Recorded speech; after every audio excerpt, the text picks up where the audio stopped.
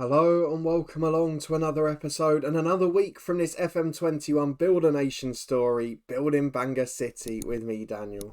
It's part 168 today and we are back to complete what was a pretty poor job done on Friday as we go away to Shakhtar in the second leg of the Europa League with just a narrow, slender 2-1 lead.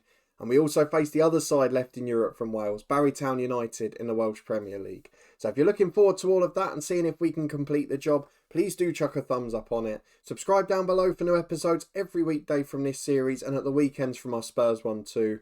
A massive thank you for watching as always. There's links to playlists, the podcast and the Twitch channel up in the eye above.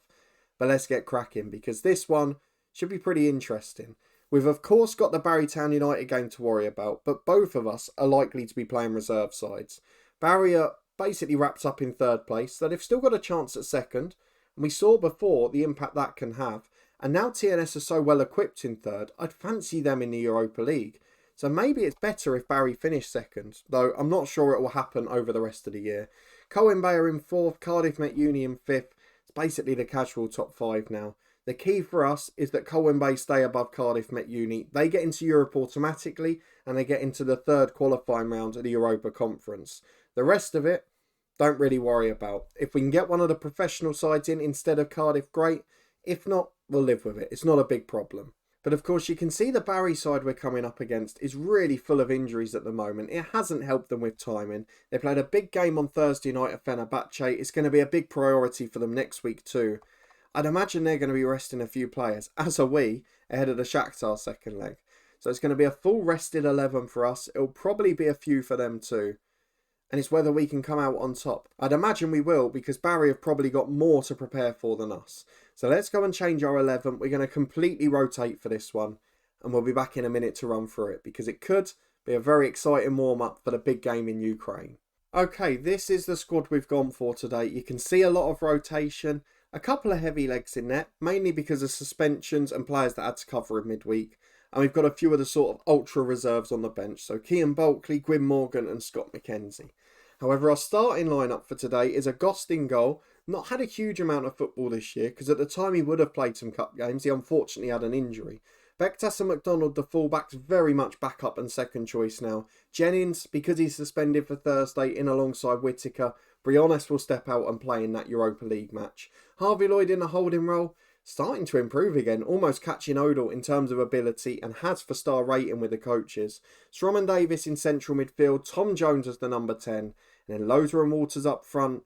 Hopefully goals galore. Let's try and warm up in style for Shakhtar with a team that's probably not going to grace the field on that night. 9 changes for us from Thursday night. Let's see how we get on. And this is the team that Town United are putting out. You can see the improvements that they've made. So some of the ones from the summer that I was excited about, like Tom Dodd, not even getting a look in. Underwood, the big January signing, plays up front with Bridgman. They've still got the likes of Reece Young, who they signed last summer, and Harry Gray in the middle. Couple missing out, Leo Blake injured, among others. But at the back, both new signings come in. Ryan Phillips, who they got in from Cardiff Met Uni in the summer, starts. And our former youth keeper, Harry Morgan, too. So there's a lot of good players in this team, but you can tell they're depleted. Nowhere near their first choice 11.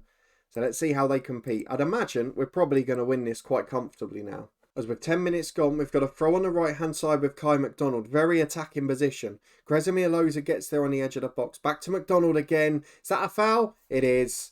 Anderson gives away the penalty. Looked a little harsh, but we're not going to complain. I'm going to let Kane Walters take it. He scored his only one this season. He's chasing our league goal scoring record. Let's see if he can get one closer. You know the penalty attribute means nothing. So hit or miss. Top corner. Perfect penalty. 1-0 Bangor City. The perfect start. Could not have asked for more than that.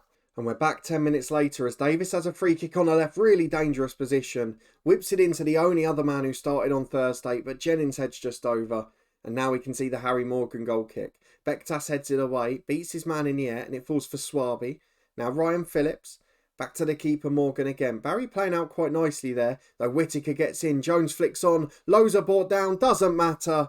Kane Walters there to score. Because of that little bit in the middle where Loza didn't get a touch, Tom Jones awarded the assist as well. Just brilliant. We're a joy to watch with both our first team and our backups. My worry next year is that TNS will compete better. And if Barry and Colwyn Bay can just go big in the summer as well, it will make such a big difference as Jones picks it up in the centre circle. Good tackle from Harry Gray. Sherwood wide to O'Keefe.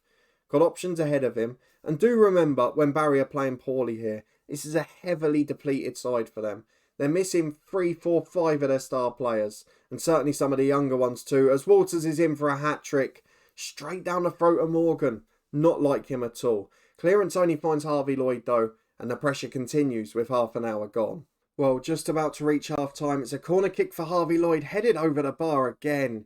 Lowe's are the man at the back stick with a free header, but it beats the bar. It's 2-0 at half-time. Been a very comfortable night. We've not had to offer an awful lot. And we're back at the hour mark as Dave Anderson has got a free kick for Barry. I mean, if it continues at this rate, and with this little action, we might well get a triple header in today. If we can get through against Shakhtar, we might be able to show the first leg of the game after. With 25 to go, we're going to make some changes. Lowe's up will be replaced by Kean Bulkley, the youngster. We will also do Harvey Lloyd. I tell you what I'm going to do. Let's go into the main tactics. Mackenzie on for him. Jennings in the holding role. And then Gwyn Morgan on for McDonald, who's had an absolute stinker for some reason. So the 3 third-choice players are on. And we're playing through the middle with Gethin Davis to Whittaker. Wide to Kai McDonald. Can he have one last good bit of action before he goes off? He can't. He wins a free kick, but it doesn't improve his rating. 20 minutes to go. Let's hope it stays comfortable. As with a quarter of an hour left, we've got a throw on the right with Gwyn Morgan to Ludamir Srom. Just passing it along the back line pretty nicely. Jennings wide to Bektas. And of course, this could be one of Mackenzie's last games. He's out of contract at the end of the year. We won't be renewing it. As Walters brought down in a box, going to be another pen. Swaby tackled him. I mean, it wasn't a foul, was it? But Walters can now get his hat-trick into the bottom corner. His penalty taking attribute would suggest less than 1 in 2.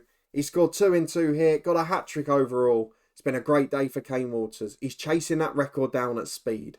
As with 3 minutes remaining, we've got a throw to defend on the right-hand side. Barnett gets the ball to Bridgman. He goes for the shot, which is blocked from the edge, and it's back to Dodd. You can see some of the big hitters have come off the bench now, but it's too little too late as Kean Bulkley gets away on the right. Through ball towards Walters. I think he was off. It's blocked by the keeper anyway.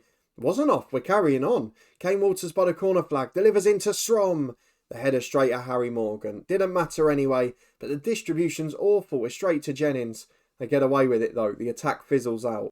And we're now into stoppage time with Goss taking a free kick on the edge of his own box. Mackenzie wide to Ahmet Bektas. Now can we work forward? Bektas beats another sliding tackle. Barry have been flying in today. Tom Jones gets it from Kean Bulkley. Can play into him again. Kean Bulkley through. Blocked off the line. It falls to Anderson. He can't clear it.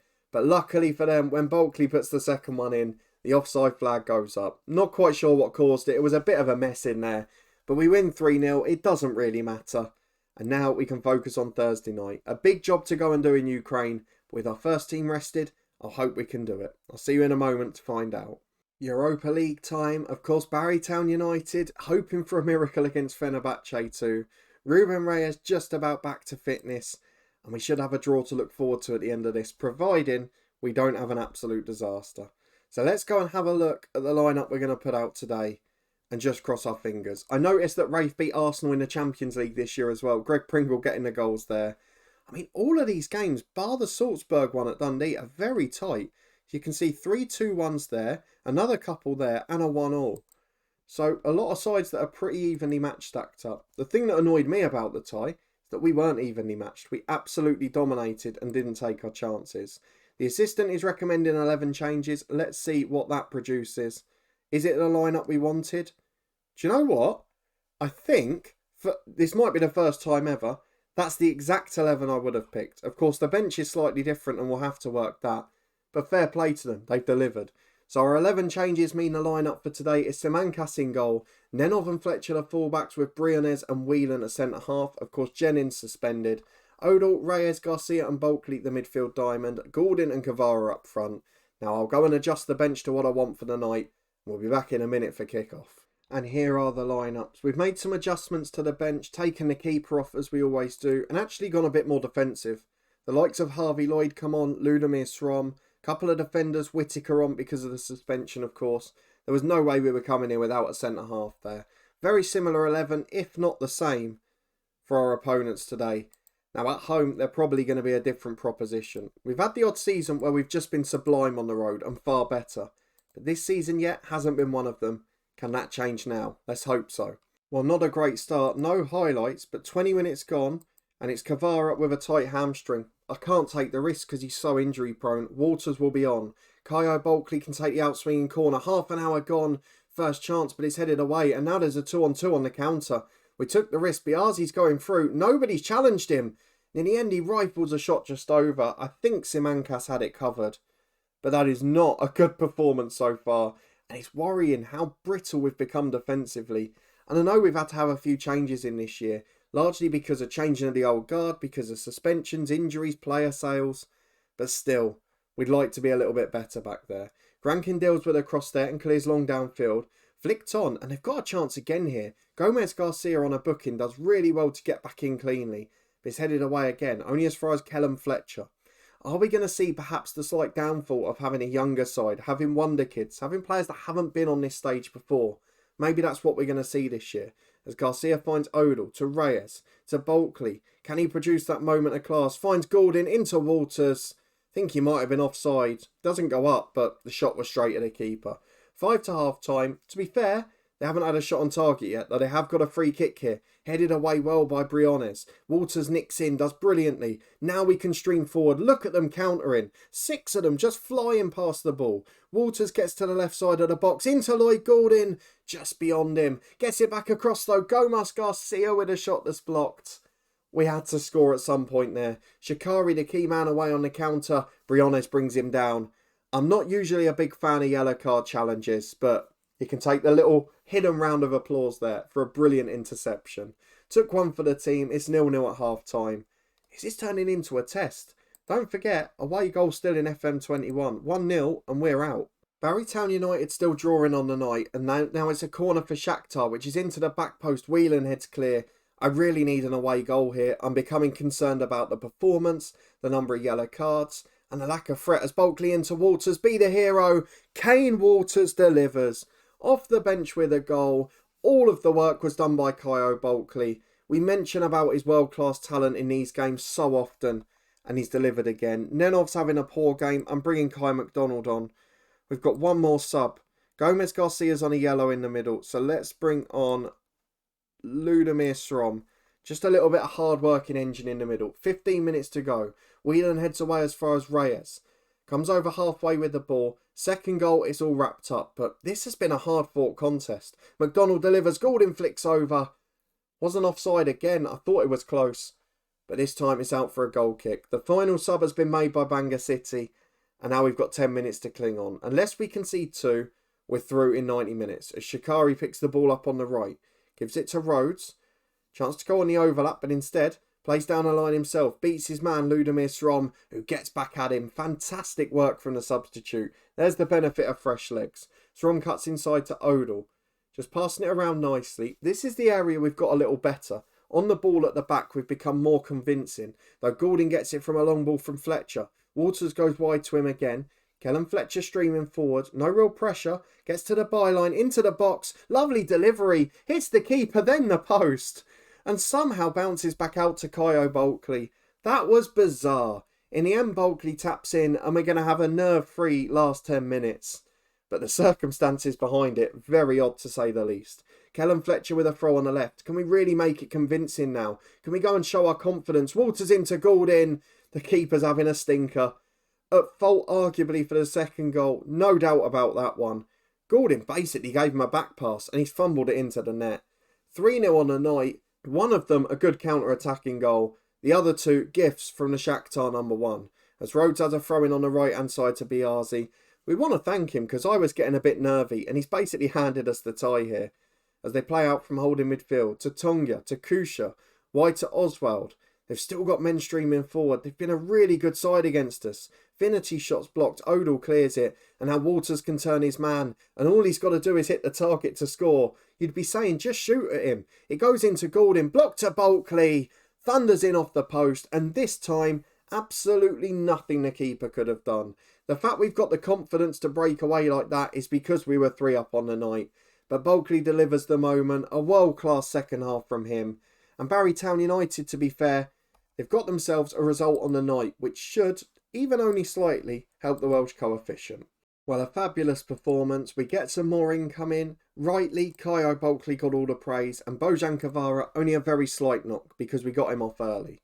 We've now got the draw for the second knockout round. Unfortunately, Barrytown United didn't get through as we know, but they did get their draw on the night.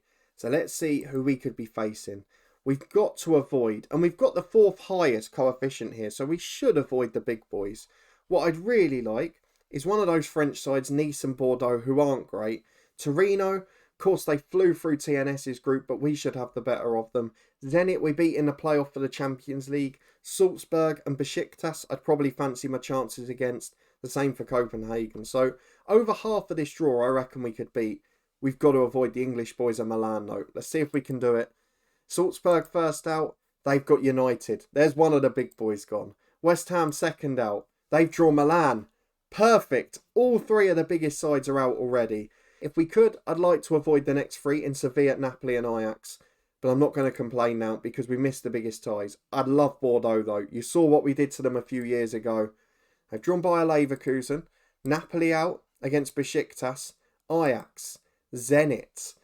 That only leaves Sevilla of the real big boys left. Nice, Torino or Copenhagen, I'd fancy. We're at home first leg. Please, please be Nice. The classic FM suspenseful wait. Who's it going to be? We clicked the button a good 30 seconds ago and we're waiting to find out who we're going to be facing. Well, after a further minute of delays, we find out it is Sevilla who we will be facing in the last 16. A side, of course, we had a great tie against last year and managed to sneak through. And it could work out better if we manage to get past them, because where you see the likes of Ajax and Zenit playing each other, and Copenhagen and Nice in particular, we could have some real weaker opponents in the last 8. So I'm not too devastated by that. Let's see when the first leg is. It's not for a couple of weeks. I was hoping we could squeeze the first leg into today's episode, but it doesn't look like that's going to be the case. So let's go and have a look at the schedule for where that's going to be. No, it is a few games on. So before we wrap up and see when we're next going to be back, let's have a look at our favourite screen to see what those results have done for us. Because Barrytown United got a draw, we got through, and now we need something for it. So, Nation Club coefficients. It might be big because as it stands, we've overtaken Turkey again, which means 11th place. It also means without Russia improving anymore, we're getting further away from outside the top 12, which is the big one for us. We're also very close now to Denmark, less than 0.1 of a coefficient point. So Denmark have got Copenhagen left, who we need to go out. If they do and we go further, that benefits us as well, keeps us in the top 10. Austria, probably a tough ask, depends on Salzburg in truth. So we'll see how all of that works out in the future. Scotland cementing their place in the top 3. Ridiculous to see that they'll have 4 sides in the Champions League next year. And at this rate, Raith Rovers might even win it. Let's go and have a look at the schedule though for when we're next going to be back. And I think it's pretty obvious. We're going to play the first leg at home to Sevilla off camera. Probably like last time, be a 0-0 draw or a very low victory like against Shakhtar. And then we will be back for the second leg, followed by the SPFL Trust Trophy final. 2 massive games in this series. For the first time, we might be up against Linfield's first team, and I'll be very surprised if that game's played in the international break. Might even get reorganised. We'll see how it works out either way, though. Sevilla in the second leg of the last 16 is the most important game at the moment. Because of the other Welsh sides faltering and TNS having a tough draw, we've got to deliver. There isn't an option this year for us to just crumble out or to not have a night where we take our chances. We have to win. If you want to find out if we do, please do chuck a thumbs up on the video. Subscribe down below for daily episodes. We'll be back tomorrow to find out the answer. In the meantime, you can catch up with the podcast channel and with the Twitch channel up in the eye above. We've got loads of live streams over there. We'll also be concluding our Spurs series this weekend, and not far away will be our plans for FM22. Turn that notification bell on to stay up to date with that. Loads to come in the near future. But a massive thank you for watching, for joining along as always. And I'll see you next time. Tomorrow's a big one. Can we edge past Sevilla? We'll probably have a youth intake as well. I'll see you there.